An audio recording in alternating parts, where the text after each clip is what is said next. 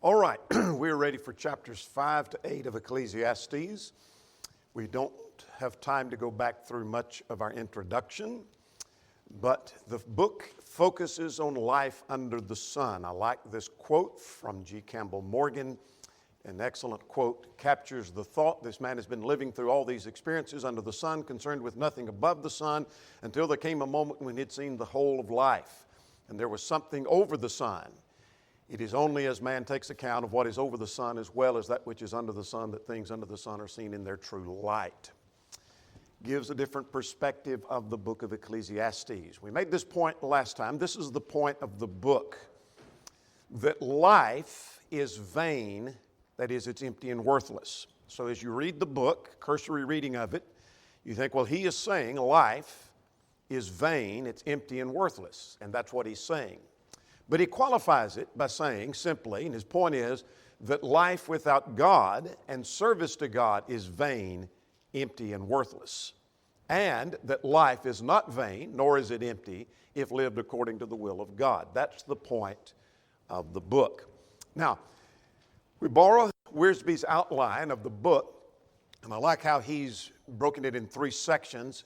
There's the problem declared, that is, what's life all about? What is life under the sun? What's man supposed to be doing under the sun?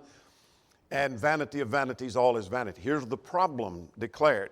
Then there's the problem discussed, chapters 3 to 10, that's where we are. And then there's the problem decided. And so he finally comes to the conclusion at the end. That's next week. We're going to look at chapters 9 through 12. All right, let's go to chapter 5. What we saw in chapters 1 to 4 as he posed the question, the problem, and pursued after things like wealth and pleasure and those kinds of things, wisdom, and found out that all is vanity, vanity, vanities, all is vanity. So beginning in chapter 4, he begins to demonstrate the vanity of life. And so we saw that, the oppression of men, the vanity of skillful work, etc., the vanity of popularity. So here in chapter 5, he deals with more problems of life. And so we've got some ground to cover. We're going to hit some sections a little slower, and others will pick up our pace a little bit. But let's start with chapter 5 here, verses 1 to 7. He talks about worship, some of the problems of worship, that we need to be prudent in worship. This is very practical to us. So look at verse 1. Walk prudently when you go to the house of God. In other words, as we have outlined here, be careful what you do in worship. Worship is something where we need to be careful. Now, what does he add to that? Draw to listen or to hear. In other words, to hear the word of God. Draw near and listen to the direction of God so that you do not offer sacrifice of fools, for they do not know that they do evil. Well, that's a whole lesson within itself, the sacrifice of fools. One that doesn't follow the direction of God. That's true today. People are offering worship and they're not following the direction of God.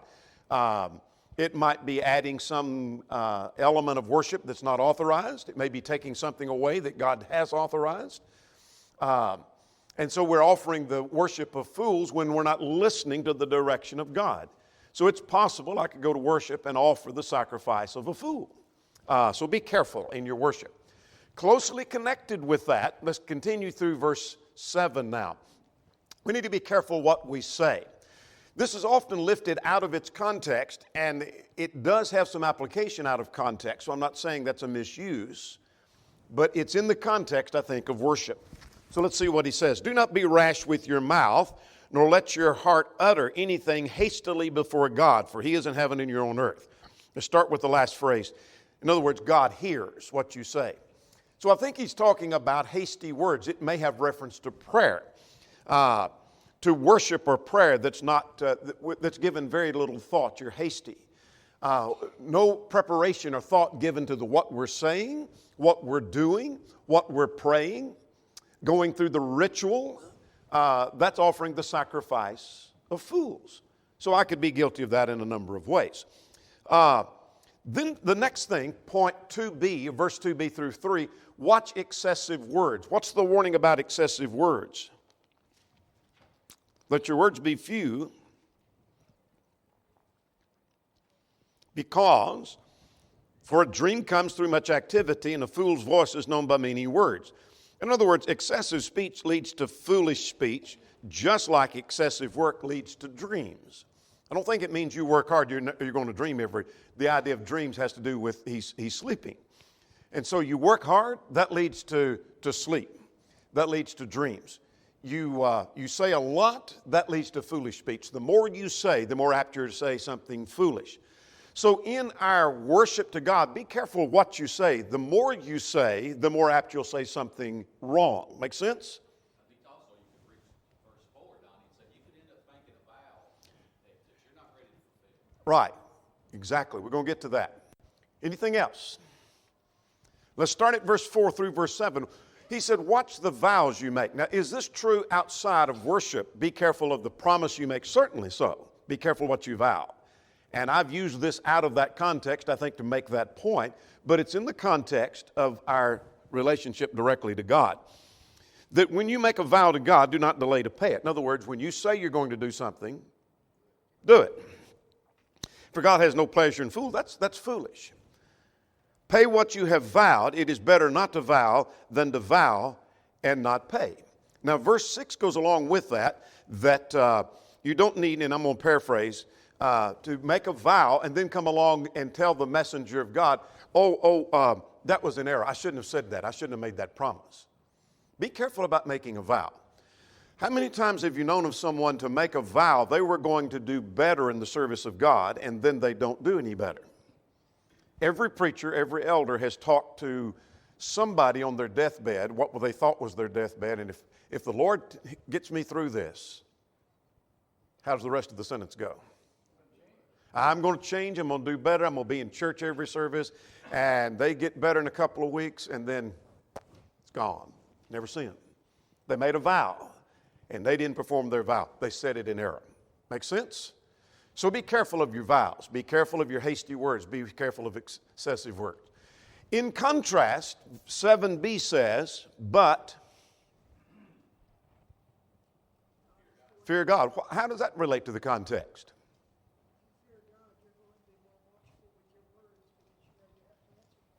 Absolutely. If you have reverence for God, deep reverence for God, you're going to be careful of your vows, careful of your words, careful and put thought into worship, etc., etc., etc. I'm going to make sure I'm not offering the worship of fools. All right, pretty simple. So we're going to move on. Be prudent in worship. There's oppression in government, he turns to. This is one of the things of vanity. Look around and things are unfair in life. So we'll quickly look at verse 8. I say quickly, I think there's a couple things we want to point out from verse 8. That if you see oppression of the poor and the violent perversion of justice and righteousness in the province, do not marvel at the matter. Let's stop there. I like the Living Bible paraphrased version of that. It said that the matter will get lost in red tape and bureaucracy. In other words, you see an injustice and you think something ought to be done about that. It's going to get lost in red tape and bureaucracy, as the Living Bible says. Now, so you say, well, that's unfair. That's unfair. Remember this. What does verse 8 say? Two things we're going to learn. You say, I see injustice in government around me. Yeah. And I think there's two things implied in that. One is, whatever local official there may be has some official over them. And whatever official that is has someone over them. And ultimately it comes to God. And so just remember that the one that is executing the injustice or failing to execute justice has someone higher to answer to than them. Verse 9, though, is a translation issue. And I think this is the point: government is better than anarchy. Because there is corruption in government and there is oppression sometimes with government, things are chaotic in government, we may have a tendency to think, we don't need government. Let's just do away with government. Boy, wouldn't life be better? And Solomon is saying that government is better than anarchy. I think that's his point. Moreover, the profit of the land is for all, and the king himself is served from the field. That's a translation issue. If you're reading from the English Standard, it'll say the footnote will say the Hebrew is uncertain. The New American Standard translates that. It says, after all, a king who cultivates the field is an advantage to the land. I think the point being made is government is better than anarchy. Does that make sense? Even the king, New Century says, make sure he gets his share of the profits. That doesn't help as much as, I was looking for another one that helped us a little bit. For the king himself is served by the fields. And in other words, even though the king may be taking care of himself at times, the king and the government is far better than anarchy. I think that's the point. You think, well, let's just do away with government. Government is the problem. Well, government is a big problem. But God instituted there be government, and so government must be better than anarchy. Make sense? All right. That's going to help us a little bit with some of the riddles of life. Now, the rest of the chapter primarily deals with the place of riches, the vanity of riches. And so let's work through that so we can get through some of the other. This is pretty simple. And this repeats some of what we've already seen and some of what we will see. So what does he say, first of all, about riches? Verse 10. All right. It never satisfies. Show me somebody that has a lot of money and but is always working for more and more that's completely satisfied. Think if I just had $1 million, once you get $1 million, you want 2, and then once you get 2, you want 4, and once you get 4, you want 8, and let's see how far this goes. In other words, it doesn't mean no one is ever satisfied with the amount of money they have. But what it's saying is money doesn't, if that's what you're searching for, you're never satisfied. If that's your goal. My goal and my purpose in life is to make money, you never will be satisfied. But here's the problem. It brings more problems. Look at verse 11. What's verse 11 saying? When goods increase, they increase who eat them. The more money you have, the more responsibility you have. And the more goods you have, the more people you're going to have to eat of those goods. So it increases responsibility. That's part of the problem. Verse 12, the more money you have, the more apt you are to...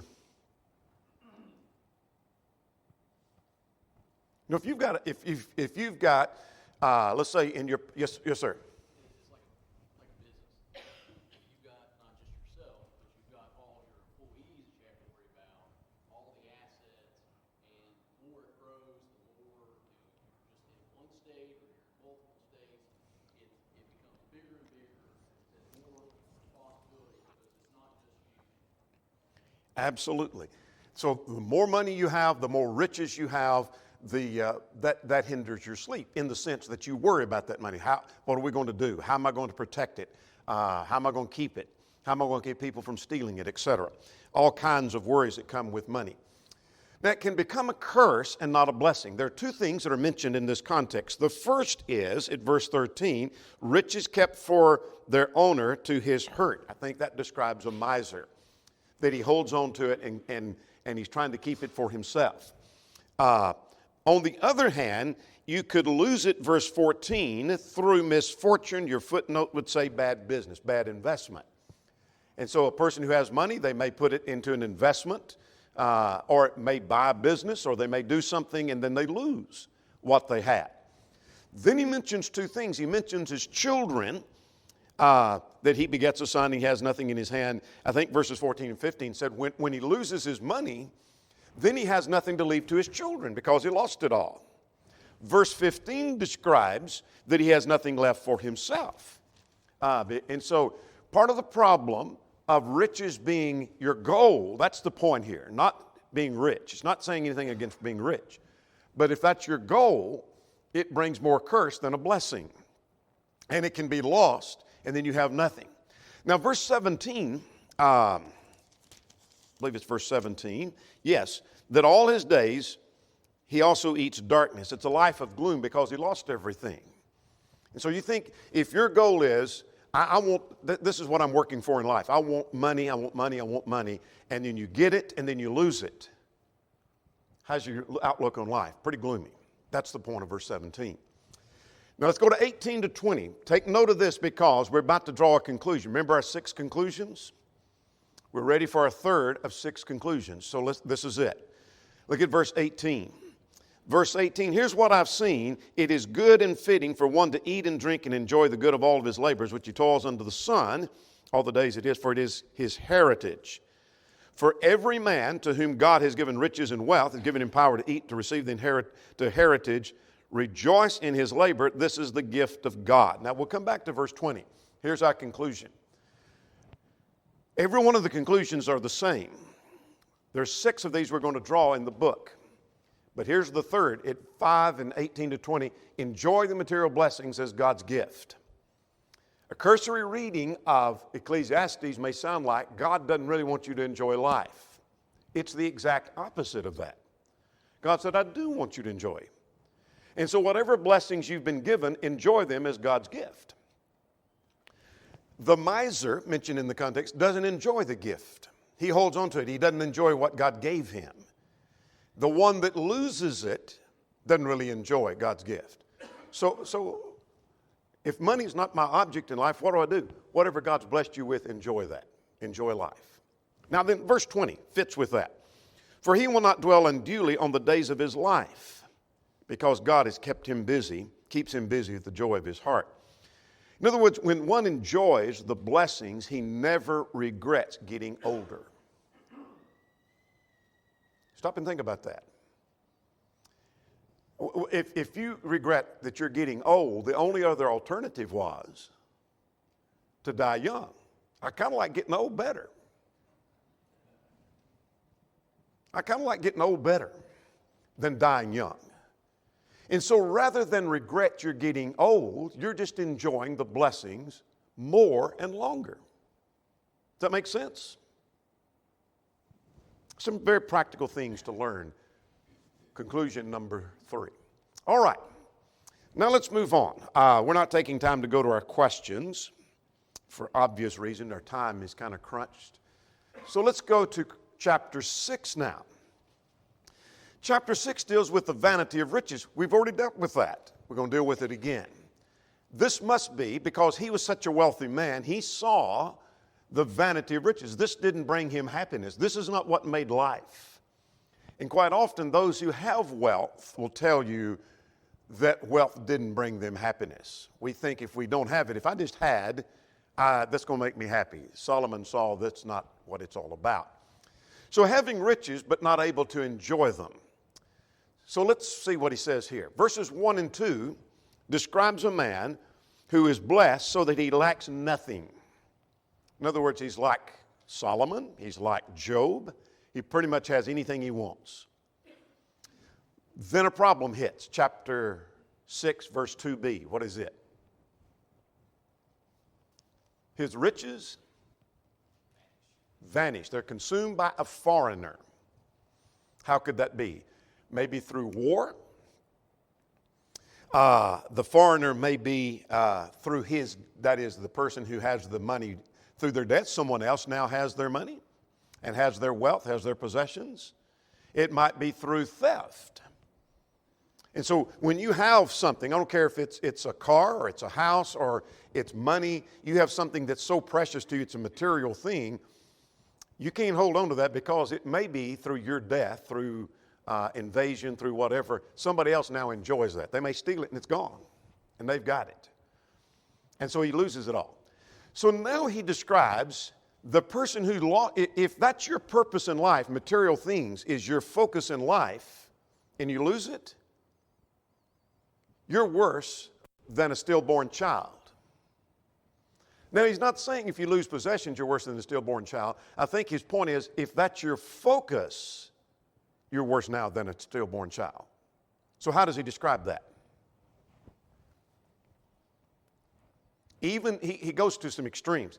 Even if this man had 100 children and lived 2,000 years, and that's his focus, and that's his purpose. If material things is his focus, and he lost it, he's worse than a stillborn child. Because the stillborn child has more rest than the person who's wrestling over and losing his money.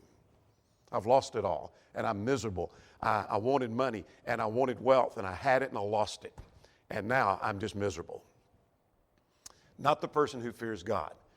Now, the point at verse 6 is they both go to the same place, meaning they both are going to die. Exactly. Make sense? All right, let's move on. Wealth and riches don't satisfy. This is the point we made a moment ago. Verse 7, what's he saying? If your goal is riches, you always want more.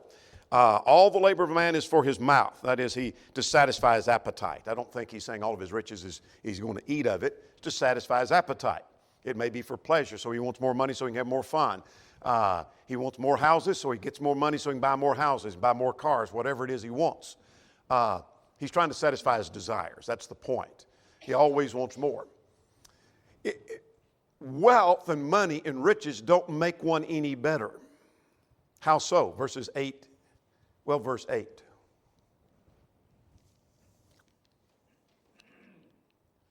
Verse 8 says, For what more has the wise than the fool? And what does the poor man have who knows how to walk before the living? In other words, the wise and the fool both labor, and they both have unsatisfied desires. The rich and the poor have unsatisfied desires. In other words, wealth didn't make the poor any better, didn't make the wise or the fool any better. Wealth doesn't do anything for you from that vantage point. Now, verse 9 is a key verse to this. I think his point is enjoy what you have rather than desire more. So if you have half of what somebody else has, or a third or a tenth of what someone else has, rather than being sick and upset and I just wished I had more, be satisfied with what you've got. That's the point of verse 9. Let's read verse 9. Better is the sight of the eyes than the wandering of desire. We have a proverb in our day and time. Finish it for me. A bird. Say it again. Say it loud where everybody can hear it. Yeah. That's what he's saying. Here's what you've got, but boy, I wished I had that. You don't have that. Be satisfied with what you got. Be satisfied with what you got. You've got a car that's 10 years old and you can't afford a brand new one, but your friend's got a brand new one. Fine. Be satisfied. Be glad you've got a 10-year-old car, because there's some having to drive a 15 or 20-year-old car. Be satisfied with what you got. You say, I wished I had $1 million, but all I got to my name, I got $500 in the bank. Be glad you got $500. There's some that are $500 or $1,000 in debt. Be thankful for what you got. Make sense? All right. Very practical stuff. Now, this is the most difficult section for me in these chapters, in verses 10 through 12, and I've reworded this and reworded it and reworded it, and I'm still not sure that I've worded it the best in my outline. But I think his point is we cannot change how God rules. You say, I thought we were talking about vanity. I think it's in that context of the vanity of wealth and riches. And so let's just back away from it just for a moment and say, I'm frustrated about material things. Looks like God can make it where I had more and some had less. And this thing of my stuff was stolen, and I don't understand why God allows all this to go on. You can't change how God rules. One writer worded this, we can't change God's providence, how God handles things in life. So let's work through that. Verse 10. Whatever one is, he has been named already. The idea of that is we can't change what God has planned. I don't think that means, I don't think it means this. I don't think it means that God has preordained every activity and man is not a free moral agent. That violates other Bible principles. It doesn't. That's not what it's teaching. But some think that's what it teaches. What it is saying, I think, is there are some things that God has put in motion. There's some things that God has planned. There's some things that God does that man can't change. There are things God allows and God tolerates that man can't change. And so his point at verse 10, man is still man and we can't contend with God. In other words, who are you and who am I to say, God, I think you could do this better. I think it would be better if. Anybody want to raise their hand and say, I'd like to give God some advice on that? No. No. I'm going to let God do his thing. That must be best because he's God. So man can't contend with God. Now verse 11, key concept here. Let me get a translation or two up. Since there are many things that increase vanity, how is man the better? Let's get the point, and then I'll come back to a translation that'll help with that. I think his point is complaining doesn't help. Now here's your translations. The English Standard said, the more words, the more vanity. The New Century says, the more you say, the more useless it is. In other words, I don't understand. The more you say, the more useless that is. That doesn't help. It is not helping. Why does God allow this? Why does God let him get all the money and I'm sitting over here begging and I can't hardly make my payments? I don't understand that. That help? Complaining? Didn't help a bit. That hadn't helped a bit. So stop complaining. That doesn't help. Verse 12 makes 2 points. What are they?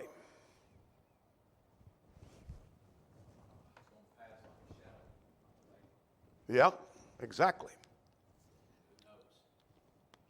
Yeah. There's 2 things we don't know. Man doesn't know what's best. If God said, okay, I'm going to turn everything over to you and let you run everything, you think it's going to be any better? It's going to be utter chaos and a mess. I don't want that. I don't want the job. I don't want God to turn it over to me. I don't want him to turn it over to you either. I think he's doing quite well with it. And furthermore, to argue with God means I need to know the future. And I don't know the future. This applies, and I know this is talking about riches, this applies right now in politics. What we need is for this to happen. Maybe so. But you know what? I don't know what God's working out. God may be working out to bring this country down so that more people will turn to the gospel. Or he may be trying to preserve the nation for a little while. I don't know what he's doing. And so I'm glad God didn't leave that all to me to work that all out. God's going to work it out, and I don't know the future. For me to advise God on that, I need to know what the future is, and I don't know the future. But we do know he rules in the nation and the kingdoms of men. Absolutely, we do know that. So, does that make sense? All right, let's move on. Powerful stuff right there in that context. Let's go to chapter 7 now. Chapter 7 is the value and the limits of wisdom. Now, wisdom makes life better. Now, 8 times in 10 verses, he uses this word better. You might circle, underline them at verse 1, verse 2, twice in verse 3, once in verse 5, twice in verse 8, and once in verse 10. 8 times in 10 verses, better, better, better, better. So let's see what he says is better. Your reputation is better than luxury. That is the ointment, a precious ointment, a value ointment. Your good name, your reputation is better than to live in luxury. That's in the context where he's just talked about riches. So it would be better to have a good name. You say, I don't have money, but you've got a good name and a good reputation. That's worth more than millions of dollars, worth a whole lot more. All right? The day of one's death is better than the day of one's birth. How so?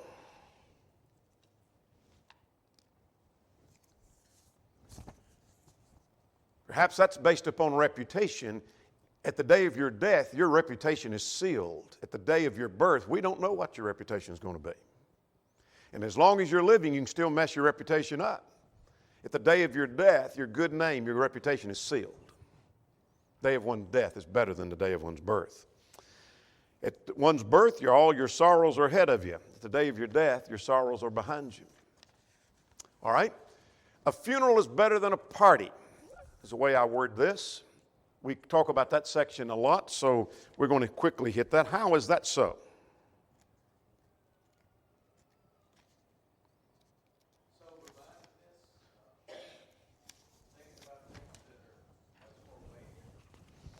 Yes. Think about the brevity of life. How many times have you left a party where you're laughing and nothing wrong with that? You're laughing and you're cutting up and you just had a great time and you come away and say, boy, I've really been doing some sober reflecting. But you left a funeral often thinking about that. You know, I could be next. Especially when someone is young or younger than you thought they should have been at their death. And you think, man, it's got me thinking. All right? A rebuke of the wise is better than the song of fools. The fool's laughter is like the crackling of the thorns. In other words, it burns up quickly and it's gone. It doesn't last very long. But the reason the man needs rebuke is found in verse 8 is because he ceases to be directed by reason and by principle. And so he needs a rebuke because the bribes debase his heart. So a rebuke does him better than the laughter of fools. You think, man, that laughter, that's fun. It's gone. The rebuke's going to do him some good. The end of a thing is better than the beginning. How so?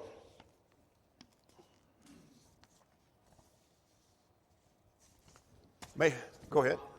Like a task that we've got something we're building is trying to accomplish. At the end of it, we get that satisfaction, which is good for kind of for our morale in life. Absolutely.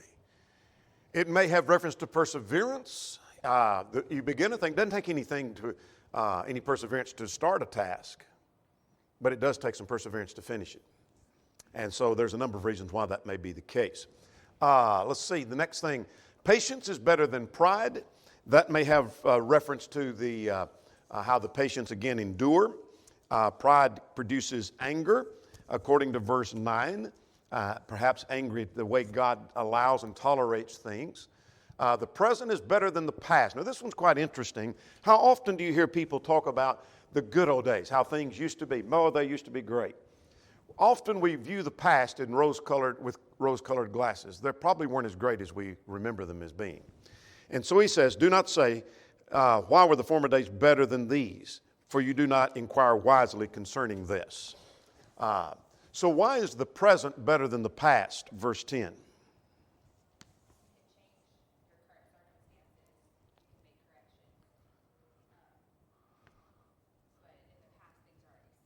Absolutely. The past is gone. The present we have. Good point. Good. And so the present we have, but the past is already gone. All right. Now here's the value of wisdom. His point here is wisdom serves as a defense like money is a defense. Now money, it can be a defense. He acknowledges that. Wealth, riches can be a defense. But let me summarize verses 13 and 14. And that is, at verse 13, there are things that we cannot change. So, his point is, we would be better to accept them than resent them. There are things you can't change. And you can beat your head against the wall and you can fight it, and you can fight it, and you can fight it, and you can fight it, and you can fight it. I'm not saying don't take a stand against evil, a stand against wrong, but the value of wisdom says, I need to accept the way things are. I wish God would do X, Y, Z now and punish. But he doesn't. Just accept it. Make sense? Accept it. Now, accept prosperity with joy in adversity and consider. That is, consider what you might learn from adversity. There's a lot to learn from adversity. God appointed both days. So learn to accept rather than resent. Now, wisdom means you avoid extremes in dealing with injustice. When you deal with injustice and you're going to see the righteous seem to suffer and the wicked prosper, and you say that's unjust, avoid overreaction. So what does he talk about? Well, don't be overly righteous or overly wise. That is, don't be overly righteous toward God, finding fault with how God deals with it. Don't be overly, look at verse 17, overly wicked, nor be foolish. Don't conclude God doesn't care about wickedness because he's letting it go on in the world, so therefore I'll just do that. But one who fears God, verse 18, escapes both of them, or them all, meaning both extremes. Now, at verse 19 to 22, I need to avoid extremes in dealing with wrongs that are done toward me. Look at verse 20. For there is not a just man on earth who does not sin. Now, verse 19, he just made the point that wisdom strengthens. In other words, gives us a defense and strengthens us and helps us. And here's the reason. Because we all sin. We all make mistakes. Now, it doesn't justify that at all, but before I get too upset about what somebody has said about me, don't take to heart everything people say, lest you hear your servant cursing you because, paraphrase the next verse. You've probably done the same thing. So when somebody has made a complaint about me, before I take it to heart, I probably have complained about them. Someone's critical of me, before I take it to heart, I might stop and think, come to think of it, I think I've said something critical about them. And so be careful. That's the point. Don't take everything to heart. Wisdom avoids that. Now, I want to summarize this one quickly because I want to see if we can get chapter 8. Our time is about gone. His point here is searching for wisdom. He said, my conclusions I've drawn, I've learned from wisdom, is the point he makes. But he said, wisdom is hard to obtain. You work and you work and you work. And when he says that there's not a man around, basically he says, a man with wisdom is rare and a woman is even rarer. Some have suggested, and I think he's probably correct because he mentions 1,000. He's probably talking about the women, his wives and his concubines. I don't think he's saying, and he is not saying, because he extols women in other texts. Solomon does. He praises women in other texts. That is not a put down of women. I think it's in the context. When I look around the world I'm in, I'm finding a man with wisdom is rare, and among the women that are around me, none are found to have this kind of wisdom.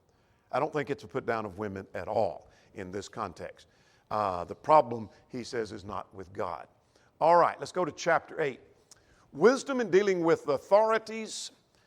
In verses 1 to 8, his point here is obey civil authority. This reminds us of Romans 13, obey civil authorities. Verse 3 says, don't rebel against them.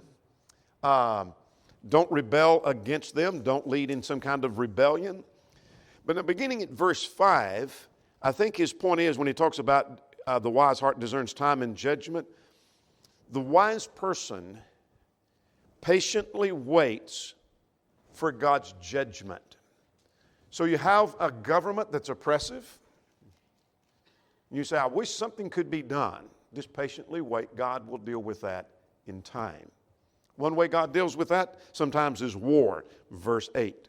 Now, this is quite interesting to put this in the context. Endure wicked authorities. Now, how do I endure that? I want you to notice at verse 11 to 13. Because the sentence against evil is not executed speedily, therefore the heart of sons of men is fully set on them to do evil. Properly so, I think we quote that in context. If we don't deal with a problem soon, then people then are encouraged to go on in sin, whether it's in the home, in the church, in society, or whatever. In context, I think he's talking about God's dealing with the evil ruler. Because God doesn't zap this evil ruler or this government quickly, the sinner concludes it must be okay. I think that's in the context. And the point here is that the righteous will conclude, I'm not to continue in sin, but I need to fear God. God's going to punish the wicked rulers, the wicked nations, but not immediately. God will do that in His time. All right. Now, I want to jump down to, because our time is gone, let's draw our fourth of 6 conclusions at verse 18. This is in the context here of dealing with injustice, that the righteous suffer and the wicked prosper. And so here's the point to be learned from verse 15. Here's our fourth conclusion. Enjoy life as the best you can, since we can't fix everything. There are injustices in life. I can't fix everything. So I can sit back and be miserable and fret about it, or I can just enjoy life the best I can because I can't fix everything. If you think you can fix everything, fix it, and then let's see how that turns out. Tell me when you get it fixed so I can know that. You're not going to get it fixed. I can't either. So consequently, just enjoy life the best you can. So 4 conclusions so far is enjoy life, enjoy life, enjoy life, enjoy life. That's what I'm learning from Ecclesiastes. Make sense? That was a whirlwind tour of chapters 5 to 8. Our time is gone. We're going to have to quit.